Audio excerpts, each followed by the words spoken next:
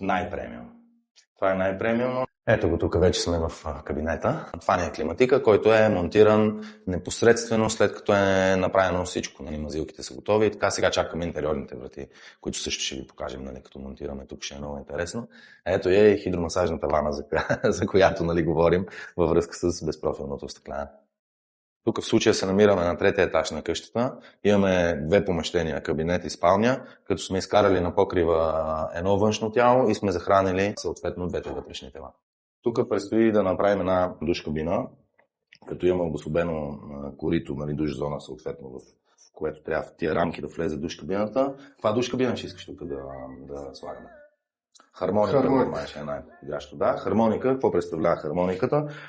При такъв тип куфари винаги трябва да влезем сантиметър и половина навътре, да не се бие точно на ръба, защото има опасност нали, да се счупи плочката. И съответно тук по този начин е предвидено, нали, предварително е изговорено. Пускаме едно стъкло, което върви по тази фуга. Разделяме го на две и съответно те се чупат навътре. Насам ще покажем вече като е готово нали, как ще изглежда.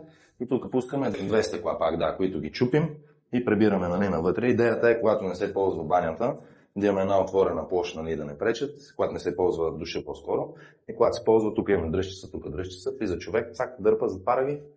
Идеално при прозрачните стъкла има два варианта. Стандартно обикновено запалено стъкло, което задържа варовик и в зависимост колко е варовита водата в зоната, нали, където ще се монтира душ-кабината, съответно става бяло стъклото отдолу и трудно се бърше. И има стъкло, което се казва Lux Clear Flutex, с което ние работим.